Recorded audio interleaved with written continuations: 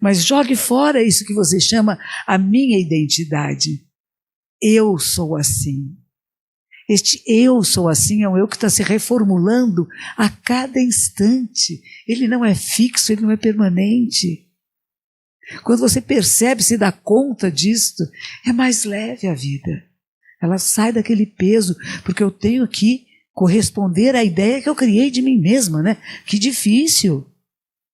Eu sou assim.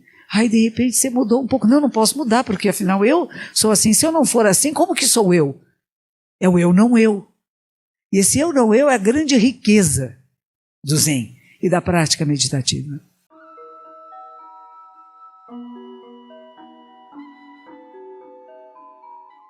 O tema que me deram hoje é lucidez e meditação. De novo, se nós estamos falando sobre lucidez, nós estamos falando sobre luz, nós estamos falando sobre iluminação, estamos falando sobre o despertar. Eu tive várias pessoas que vieram pedir para eu autografar os livros, muitos de vocês são professores, professoras, educadores, e alguns de vocês já estão levando a meditação para suas aulas, para suas práticas, que é uma coisa muito importante. Eu acredito que nós deveríamos ter meditação desde a pré-escola e que a gente ensina crianças a meditar, porque conhecer suas próprias emoções, conhecer a sua própria é a única maneira de nós termos algum controle sobre nós mesmos. Não é que eu queira controlar o outro, nem eu tenho que me controlar, eu tenho que me conhecer. E eu me conhecendo, eu posso usar melhor a minha energia vital. Se eu não conheço a minha energia vital, eu não sei como usá-la. É como tudo. Nós temos um ceramista hoje aqui na sala, não é? É como conhecer a argila. Se você não conhece a argila, nunca usou argila, e você vai fazer um vaso, primeiro que você vai ter muita dificuldade em formatar o vaso. E segundo, você vai pensar que está pronto. Quando ele secou, aí você põe água dentro e ele derrete. Porque não foi para o forno. Existe todo um processo que tem de aprendizado. E a mesma coisa com a nossa mente e as nossas emoções. A coisa mais íntima que temos é o nosso corpo e a nossa mente. E não conhecemos. Não sabemos usar de forma adequada. Então, o meditar seria um pouco isto. Né? Veja, no Zen budismo a gente nem chama meditação, porque a meditação em português é um verbo transitivo, que ela exige um objeto. Por exemplo, quando alguém faz uma coisa errada, assim, vai meditar sobre o que você fez. Não é isso. Não é pensar sobre o que você fez. Tanto que o nosso fundador, ele tem um texto muito bonito, ele é um homem do século XIII, chama Mestre Eihei Dogen Zenji. E ele escreveu um texto, quando ele tinha 20 e poucos anos. Ele foi para a China, ele volta da China trazendo os ensinamentos do Zazen, e ele compôs um texto de meditação, chama Fukan Zazengi, dizendo às pessoas que existe o pensar, o não pensar, e o que transcende o pensar, o não pensar, ir além do pensar e não pensar. Porque alguns de nós imaginamos que meditar é não pensar. E não é. É perceber que há pensamentos e não pensamentos. É perceber a mente. A mente com toda a sua incrível variedade de possibilidades. Como essa argila com a qual eu posso fazer qualquer coisa. A minha mente, ela pode ir para qualquer lugar. E eu posso permiti-la ir para depois trazê-la. Percebe? Eu não tenho que controlar, porque se você sentar e dizer, vou controlar a minha mente, ela não deixa, é uma gracinha, ela vai fugir por todos os lugares. Tem uma história interessante, um jovem queria aprender a meditação e disseram para ele, olha, tem um senhor naquela casa ali, ele é o mestre de meditação. E ele chegou, era um senhor já de certa idade, que abriu a porta meio mal-humorado, o que você quer aqui? Eu tenho praticado meditação, eu queria que o senhor me orientasse. Não pense em macacos. E fechou a porta. E ele saiu. Ele saiu na rua, daí a 10 minutos voltou desesperado. Disse assim, eu só penso em macacos. E é isso, é só você dizer assim, não pense que todos os pensamentos vão vir com a maior força. Então você tem que enganar a sua própria mente, é divertido. Você diz assim, eu não quero nada, não vai acontecer nada, estou só sentado aqui e nada vai acontecer, não tem a menor importância. Se vier pensamento, eu ponho um rótulozinho nele assim, pensamento. Veio uma emoção, eu rotulo, emoção. Alegria, tristeza, memória. Essa é uma memória. Mas quem é que está fazendo isso? Que espaço mental é este que está observando a própria mente? É esse o lugar que nós temos que ir. Do observador, da observadora de si mesmo. Não é que eu vou abrir a cabeça de alguém para ver o que tem lá dentro. E nem que eu vou analisar a cabeça de alguém. Psicoanalisar a cabeça de alguém, mas a minha própria. O que é a mente humana? Como funciona? E eu vou analisar em mim mesmo, não no outro. Eu vou observar em mim mesma e não na outra pessoa. Quando eu me sento em silêncio e eu observo o movimento da mente, eu não posso dizer que ela pare, porque isso se chama morte encefálica.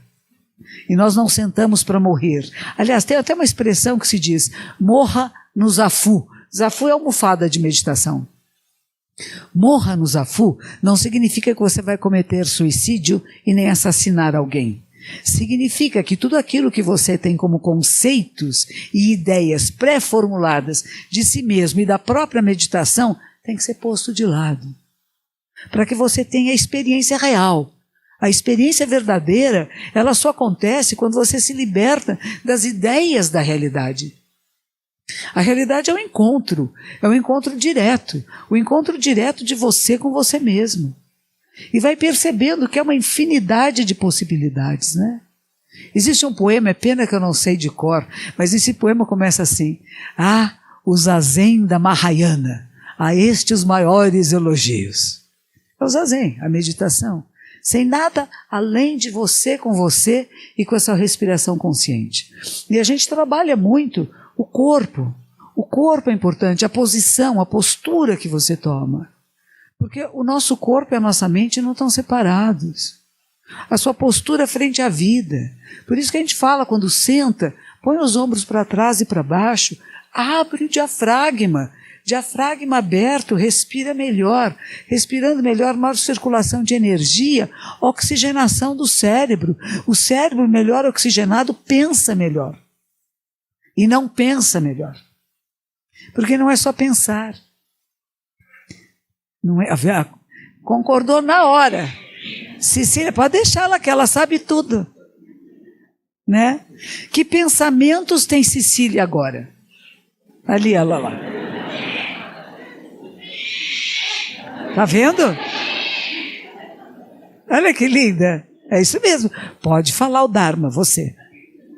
Somos nós duas, eu e Cecília. Né? Não é linda? A mente de uma criança, a gente tem uns...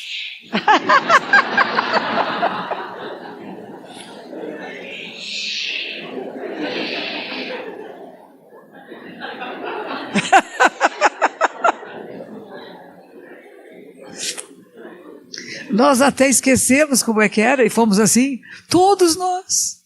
Vocês se lembram que fomos todos bebezinhos? Éramos bebezinhos. Nós aprendíamos pelos estímulos amorosos que recebíamos, ou não. Imagine se você é um bebezinho, você dá uma risada e leva um soco. Você não vai rir mais. Se alguém fala mamãe, papai, você responde mamãe, porque aprendemos a falar assim, né, copiando. Mamãe, aí leva um tapa, nunca mais vai falar mamãe, não é? Os estímulos positivos que nós recebemos nos fazem ser como somos agora. Mas os negativos também fazem ser como somos agora. E a gente pode mudar esses estímulos. Seja o que for que tenha acontecido, nós podemos mudar isso. A maravilha da vida é que é possibilidade de mudança e transformação. Senão não teria nem escolas, né? Ninguém muda, nasce do jeito que é, vai morrer do jeito que é. Nós somos seres muito maleáveis, como argila. Podemos tomar diferentes formas. A nossa maneira de pensar, ela pode ser modificada. Nos ensinaram a pensar. E é o que eu falo para vocês, tem certos jargões que a gente repete e acaba acreditando. Por isso é perigoso, a palavra é importante. Mesmo que a gente esteja aqui para transcender a mente lógica, transcender a palavra é importante. Dogen Zenji Sama, que é o fundador da minha ordem, ele escreveu um texto muito bonito que chama Hotsubo Daishin, acordar para a mente iluminada. Ele vai dizer que existem 3 tipos de mente. Uma delas é a mente intelectual, a mente que faz discriminações, não preconceito. Discriminação é diferenciação, né? Eu diferencio entre a sua pele e o seu boné. Eu sei que são 2 coisas separadas. Essa é a mente que diferencia, né? Ela não é que discrimina, prefiro a pele do que o tricô, não. Eu só apenas percebo que são diferentes, né? Essa mente que diferencia, que nos traz à procura das práticas meditativas. Mas chega um momento que nós temos que ir além dessa mente lógica. Ela nos leva até um lugar. Há uma história de um professor, um monge japonês que foi para os Estados Unidos na década de 30. E ele encontrou toda uma população muito cristã e que ele tentava explicar o que era essa prática do Zen. E ele explicou da seguinte maneira. Havia uma pessoa que queria chegar ao fim do mundo. E ela foi caminhando e diziam para ele, é por lá. Como se a gente estivesse nessa mata, eu quero chegar no fim da mata, no fim da estrada. Eis que foi caminhando, e quando chegou num lugar, estava cheio de gente. Muitas e muitas pessoas. Ali era o fim. Sendo para ele, aqui acabou. Ele olhou e tinha um abismo, tinha um grande nada. Ele disse, é aí que o Zen mergulha. Até onde a consciência cognitiva chega, é onde todas as maiorias das pessoas podem chegar. Eu vou até onde o meu conhecimento me leva, até onde a minha mente lógica leva, até onde eu posso compreender de uma forma lógica o que sou eu e o que é a vida, aquilo que eu criei como a minha identidade. Porque ela foi criada, ela foi formada. E de repente você despojar-se é muito difícil. Eu conheci uma senhora suíça que chegou no meu mosteiro no Japão e disse para mim, eu tenho muito medo de meditar, porque parece que eu estou perdendo a minha identidade. Aí eu falei, você trouxe seu passaporte? Então pode perder a identidade, porque você tem o passaporte que vai garantir o seu nome, pelo menos. Mas jogue fora isso que você chama a minha identidade. Eu sou assim.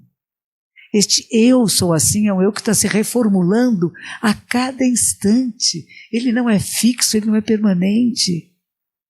Quando você percebe, se dá conta disto, é mais leve a vida. Ela sai daquele peso, porque eu tenho que corresponder à ideia que eu criei de mim mesma, né? Que difícil. E eu sou assim. Aí de repente você mudou um pouco. Não posso mudar, porque afinal eu sou assim. Se eu não for assim, como que sou eu? É o eu não eu. E esse eu não eu é a grande riqueza do Zen e da prática meditativa. Que é essa abertura de si mesmo. Não para uma ideia fixa. A gente lembra dos vikings, né? Não tinha um que chamava ideia fixa? Asterix. Ideia fixa não é muito bom, né? As nossas ideias, elas são múltiplas e elas se transformam. Eu não vejo a realidade da mesma maneira sempre. E mesmo quando a gente fala de ponto de vista, por exemplo, nós podemos brigar aqui, todos nós. Porque eu vou dizer para vocês que eu estou vendo uma sala que tem várias janelas e portas, e tem várias pessoas sentadas. Vocês estão olhando para cá e dizem, não, monja, não tem muitas janelas e portas, porque o que eu estou vendo aí tem um altar. A maior parte das nossas brigas e discussões com outras pessoas é porque estamos vendo a realidade de prismas, pontos de vista diferentes, e nos recusamos a admitir que há outra maneira de ver. Só existe a minha, só existe o meu olhar, mas não, é múltiplos olhares. E eles nos enriquecem, eles não nos empobrecem. Alguém que pensa diferente de mim não me empobrece, me enriquece. Aliás, eu tinha um professor maravilhoso no Japão, Yogo Roshi, e ele conversava com as pessoas, né, tentando passar os ensinamentos de Buda, e tem umas pessoas bem teimosas, conhecem? Tem uns que não adianta, ficam discutindo o tempo todo, mas não é assim, não é assim. Chegava um ponto e ele dizia assim, pois é, essa maneira de pensar também existe. E acabava a discussão. É uma maneira de um ser humano pensar. Se eu não posso convencer alguém, se eu não posso levar alguém a pensar como eu penso, eu posso admitir que isso faz parte da mente humana. Das várias possibilidades da mente humana. E que não é só a minha possibilidade. Não é só a minha escolha. Mas essa maneira de pensar também existe. Eu nunca pensaria assim. Mas isso existe. E aí a gente para com discussões, com brigas, com conflitos. Nós estamos falando de parar conflitos. Nós estamos falando de criar uma sociedade que seja uma cultura de paz. Cultivar a paz. Como você cultiva um campo. Ali tem alfaces, talvez. Você planta, você prepara a terra primeiro. Essa terra tem que estar preparada adequadamente, senão não adianta você pôr sementes lá que não vai nascer nada. Prepara o solo, cria causas e condições para que essa semente Buda, essa semente de uma mente iluminada, a semente da capacidade de ver com clareza, não precisa nem chamar de Buda, a capacidade da mente humana de perceber a realidade como ela é e poder atuar nesta realidade, porque a realidade está se transformando. E nós somos essa transformação. Alguns de vocês compraram o livro que chama Sabedoria da Transformação, né? O budismo se apoia em dois pilares principais, que é sabedoria e compaixão. Não existe um sem o outro. Dizer que uma pessoa é muito sábia e não tem compaixão pelo outro, não sente ternura pelo outro, não se identifica, eu só me identifico com os bons. Percebe? Eu só me identifico com aqueles que são bons e honestos. Os outros eu não me... Por que não? É um ser humano como você. O que teria passado? Tinha um pajé, acho que era um líder de uma tribo nos Estados Unidos, que ele dizia assim, ande um dia nos meus sapatos, meus mocassinos que eles usam, né? Porque são índios que vivem no frio, né? Os nossos aqui andam descalcinhos, né? Ande um dia nos meus pés. Seja eu por um momento, para você me entender. Porque eu não quero entender o outro. Eu estou sempre julgando o outro. Mas por que eu não sou capaz de entender quem é esse ser humano? Por que se manifestou dessa forma? Por que se manifesta assim? Que experiências teria passado esse ser humano, né? Será que já nasceu com determinadas tendências? Nascemos com determinadas tendências, todos nós. É genética, não é? Cada um de nós tem determinadas tendências. Agora, como que isso é estimulado ou não? Você pega cachorrinho, por exemplo, parecido, né? Você pega uma ninhada de 6 cachorrinhos, por exemplo. Cada um se manifesta de uma maneira diferente. Nasceram todos do mesmo útero, no mesmo dia, minutos de diferença, mas não são iguais. Hoje é aniversário da monja Reishin, que tem uma irmã gêmea. A primeira vez que eu vi, falei, são idênticas. Não são. Elas não são idênticas. Elas são muito parecidas. Mas elas são 2 seres humanos diferentes. Tem coisas semelhantes e coisas muito diferentes. Opções diferentes. Maneiras de ver a realidade. Posições políticas diferentes. Não há 2 seres iguais. E nós queremos convencer o outro das nossas escolhas. Quando nós abrimos mão disto, nós encontramos o outro assim como ele é e respeitamos esse outro. Por mais hediondo que seja o crime, é um ser humano. O que leva um ser humano a se comportar dessa maneira? Quais teriam sido as experiências desse ser humano? Ou quais os distúrbios dessa mente humana? Porque a mente humana pode ser muito prejudicada. E se ela está falhando, ela não funciona no melhor do seu potencial. Às vezes é um salzinho, né? Está faltando um salzinho ali de discernimento. E nós também temos que reconhecer isso, ver isto, compreender isto. E não sentir ódio, raiva, rancor de nada nem de ninguém. Se você tem a mente lúcida, e nós estamos falando de lucidez, você não carrega raiva, rancor, ódio de nada nem de ninguém. Cada um se manifesta da maneira que pode se manifestar nesse momento, mas cabe a nós estimular de maneira amorosa e respeitosa, compassiva, para que despertem, para que se comportem e percebam que é uma maneira maravilhosa de viver no mundo.